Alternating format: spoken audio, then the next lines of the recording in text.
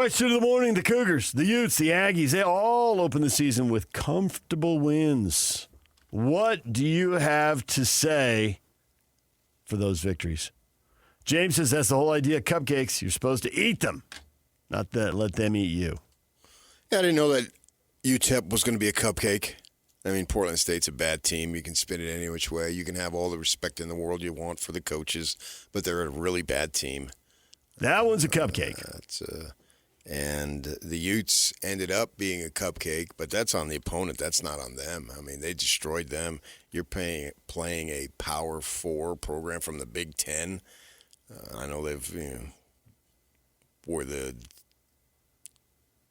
whatever you want to call it, the teammate that had to go with SC, but they stink.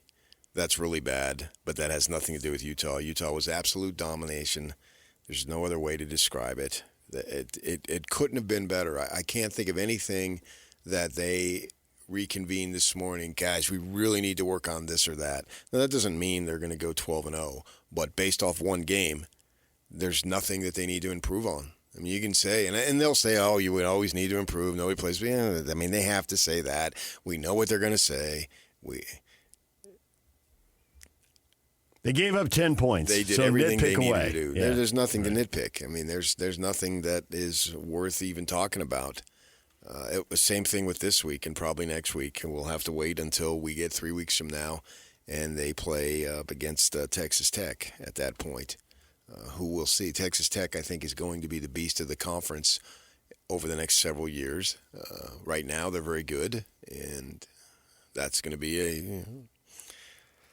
a tipping point, a telling point, whatever you want to say as far as the season goes in the conference, but we're not there yet. I mean, it was fabulous, man. Even better than I expected. I thought UC Los Angeles would put up a little more fight, but they really didn't. You know, my wife went with me, and I told her I'll be down in the media room with my big head. Yeah, well, move your freaking camera then. If my head's that big, I'm going to sit where I'm supposed to sit, and I was right in the front row. So I got a few comments on that. That's your problem, not mine. And I told her, I said, just wait at the top of the tunnel, and I will see you there. And was there anybody left? Or was she just standing there by herself? No, that's where the players come out. Oh, okay. It's at the top of the tunnel. So there were family and friends waiting. Yeah, there was hundreds of people. And she said she heard some little kid say to his father as she was waiting, Dad, why are we so bad? I mean, that's what they're used to. 35,000 people. There's no energy. There's no passion for the program. They're an embarrassment. And Utah embarrassed them. It was really good performance by these guys. It was dominant, and I'm a little surprised it was that bad, but if you had told me, I don't know that I would have been that surprised, which doesn't make any sense. I know. They did everything that they needed to do. I mean, they were toying with them. It's as good an opener as they had. And I love to throw this stuff at you because you live in the history in the past. And so when it comes to sports, the best opener I've seen since. Now, I couldn't care less what the answer is, but I know you like that stuff.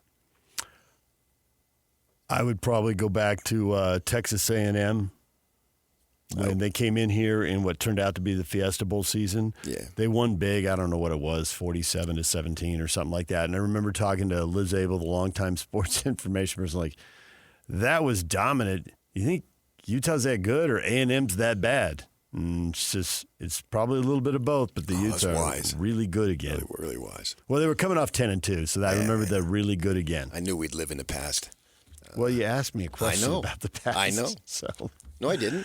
I actually did not. I said the best I don't one know since when? but I didn't ask you.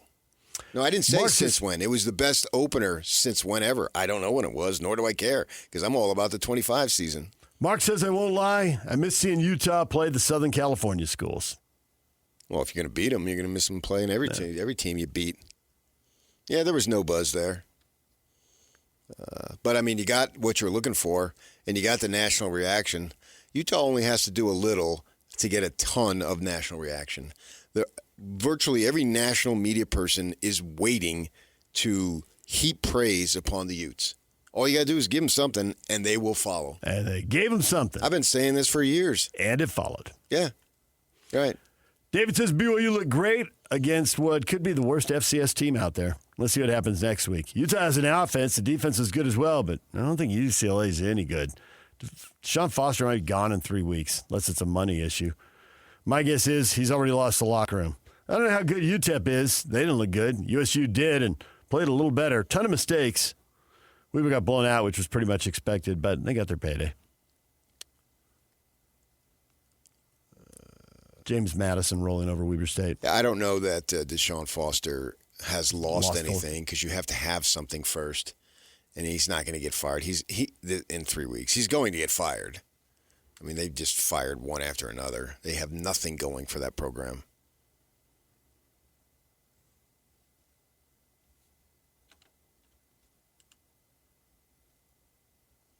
Tom, hopefully all these Utah teams are going to have great seasons. I was very impressed with Dan Pierre. BYU ran for almost 500 yards, and the pig farmer looked good up north. I can't wait for the Holy War. Go Utes! BYU ran for almost 500 yards? Seems a little on the high side. It was 468. Man. He rounded up. That's amazing. Second highest rushing total in program history. The best opener since I can't remember. Best? I don't want to go best. Portland State. No, not the best. See, that you have to entice him to go back and look it up. It's the best since. Oh, good point. Yeah. So then, best since, go. Yeah, right. So then he gets all excited about that and goes to town and tells you about what happened 15 years ago. Yeah. I mean, it was a worthless game. But teams play it, so there you go. It was good for the Grizz to get out there. The Grizzly Bear got out there, and whatever butterflies he had got to get rid of them. So there's that. And what does it mean remains to be seen. And that rhymes, and that's really cool. Poetry on a Labor Day morning. So away we go. Frank says they all look good. Let's wait till we get to conference play. It might look a lot different then. BYU looked a bit lost in the first few minutes, but then they found their way. Utah may have surprised some people. UCLA's still bad. And USU's going to be fine with Bronco. Yeah, the BYU lost their way. There's one possession. They don't get out there for the second possession because of the fumbled punt, and then the next possession they don't get out there because of the block kick and the return. The defense goes back on the field again. I mean, they weren't out there. Yeah, the first possession, but after that, it was one touchdown after another. They basically scored every fourth time they snapped the ball. It was one possession to the slow start, one punt. Coaches thought Bachmeier looked good, and that's the most important thing.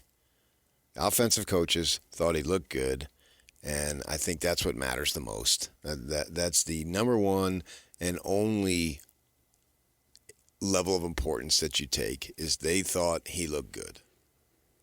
And other than that, it was a caliber that you don't want to embarrass them. You don't want to say they suck, but they suck. We can say they suck. I don't know the coaches. I don't care about them.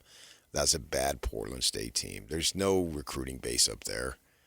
And they're 2 games in, and they still haven't scored a point. I mean, it's who are they going to draw from?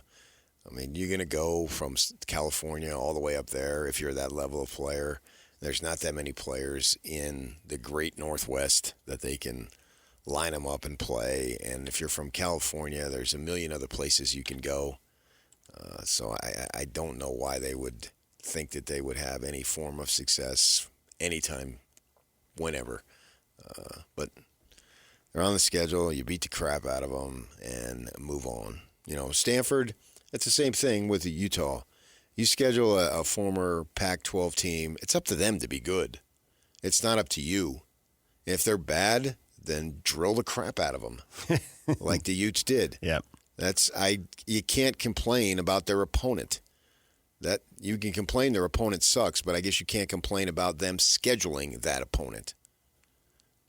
It's not like they went, hey, let's go get these guys because we know they'll be really bad, and we know we'll be breaking in a transfer quarterback, so it'll set up nicely for us and a new coordinator. I mean, you couldn't have predicted that unless the thing was scheduled last spring. And the Utes went there, drilled them, and that's all that matters. And anything else you want to say is on the opponent. I mean, they're bad, and you looked about as good as you can look. It went about as well as could possibly be expected. Now, can you do that 11 more times? Probably not, because I don't think that I'd pick anybody to go 12-0. If you did, then you'll be in the playoff, and you'll be expected to win at least one game, and maybe you're just that good. Maybe Dampier is the best type of quarterback to run your offense with Jason Beck that you could possibly have. And these next 2 years are just going to be golden.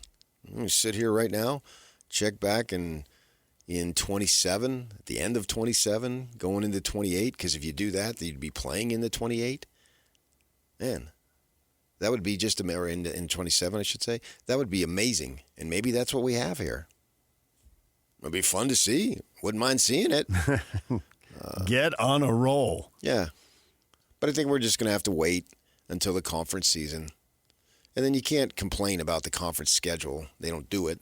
It's not set for them. And there'll be plenty of tests in the conference schedule. And if there's no tests, then good on you. Then you're awesome, and you rolled over Texas Tech and Iowa State and whoever else. And Scally will have a nice jump start for next season.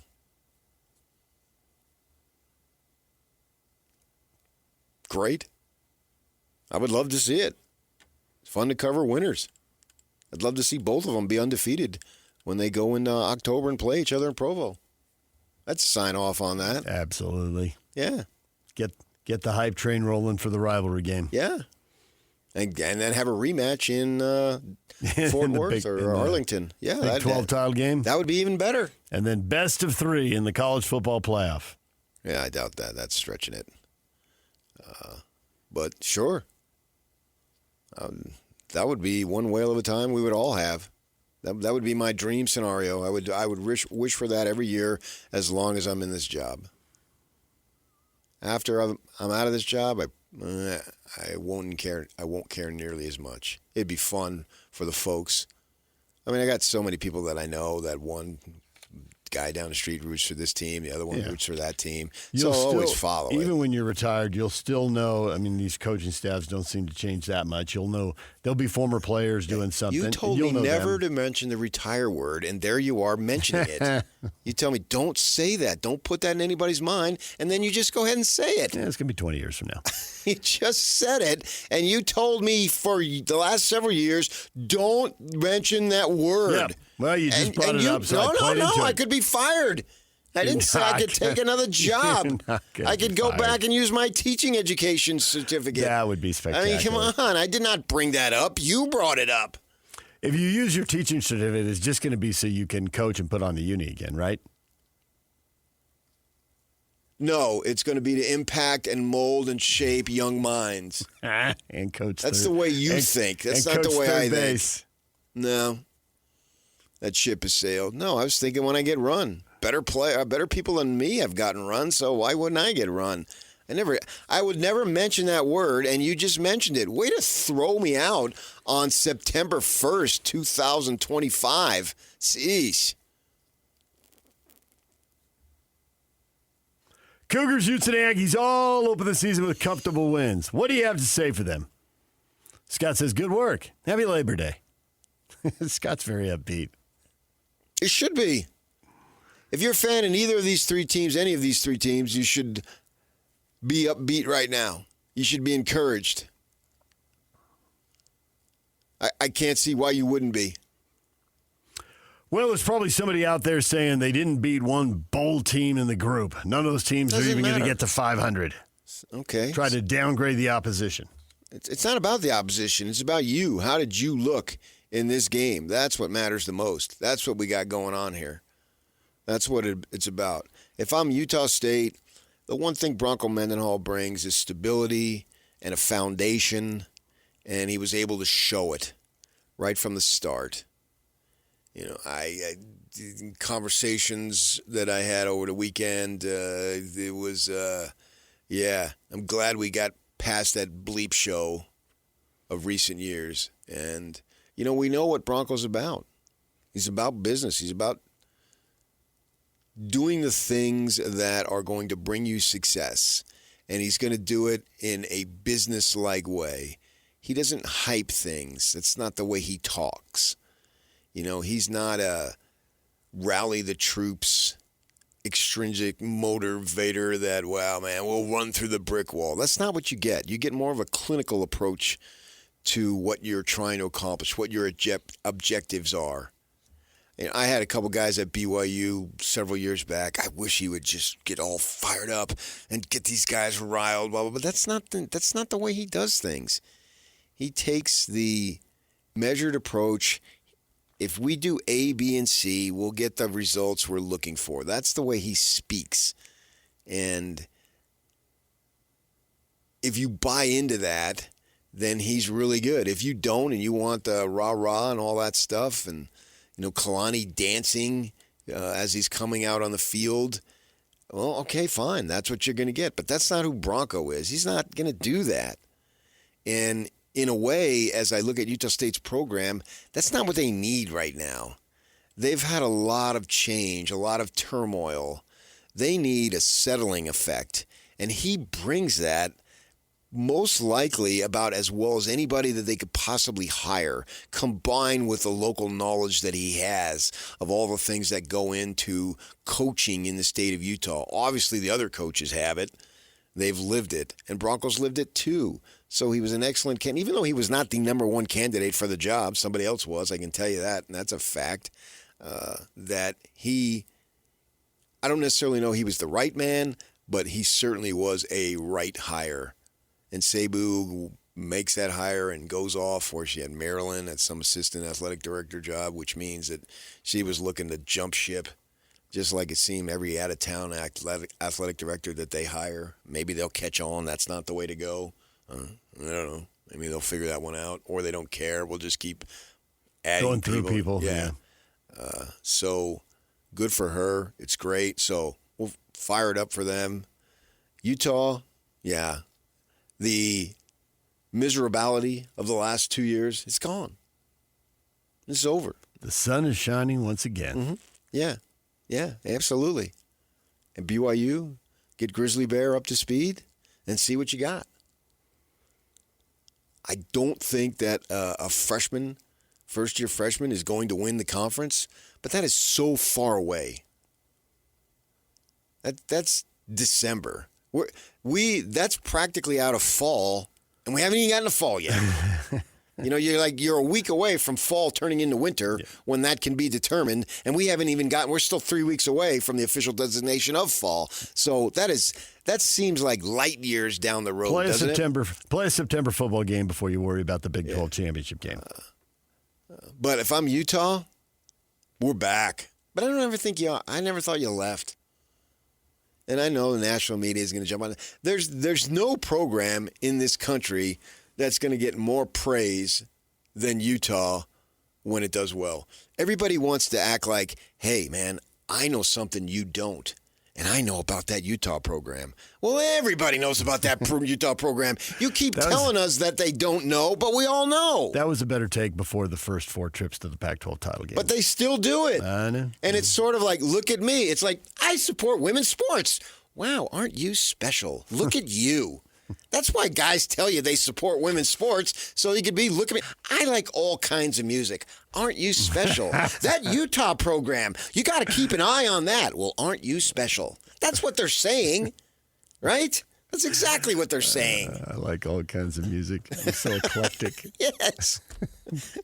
You name it. I was listening to some jazz the other night. Oh, jazz. Yes. Spyro Gyra. Wow. You are something. Man.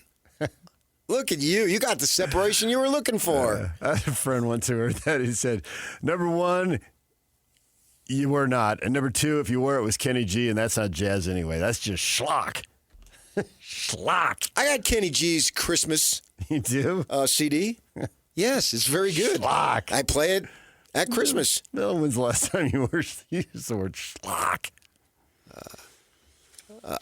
Maybe never. Maybe Shuck, that quarterback. That's about it. That's as close as I can get. But they'll do that for Utah because they're going to act like you don't know and they're telling you something. Well, if you followed college football enough, Utah is a known commodity. It is not a new story. Each team, each year is a new story, but the program is not a new story. It's just not, man. Running the ball and playing defense again. Who'd have guessed? Right. And, hey, Kyle, you're teaching an old dog new tricks. Normally, he moves guys from offense to defense. Now he's moving guys from defense to offense. Let's hear it for Lander Barton and Smith Snowden. This is crazy. Yeah, Smith Snowden's got a little Travis Hunter in him in terms of, man, what didn't he do? I asked him, I said, were you tired? And he admitted a little bit. Yeah, he was going to try to tap dance around it, but then he just gave up. Well, he's an honest kid. He's a great interview. A lot of personality. Saw him last week. They have the media thing every Monday going into the football facility. And as I'm standing there walking on the sidewalk, he's opening the door, walking out, comes right up to you, gives me bones. How's it going? That's just, he is the complete package, and he has got an endearing personality. If you're around him at all, you think, oh, this kid is something. He's a really nice human being. I hope he does well out on that football field. And he is doing well. It's cool that Kyle's using him. And you might say, oh, well, that's because they don't have the playmakers. I don't care what they got. What they don't have, I care what they have. And they've got guys. And I saw Lander Barton catch 1,000,000 passes in high school. He's a great athlete. I've been saying that since he's been in the 6th grade. So to have him catch a pass for a touchdown, absolutely. Yeah, no surprise. But it's fun to see. Open it up, man. I mean, for Kyle, time is short. Even if he comes back next year, it's still short. So go out having a whole heck of a lot of fun. And being on that sideline Saturday in Pasadena, it was a whole heck of a lot of fun. Simple as that. When we come back, I thought there was some telling body language in the post-game press conference, and you were sitting there right in the front row. I wonder if you thought the same thing. We will get to that next. DJ and PK, it's 97.5 The Zone.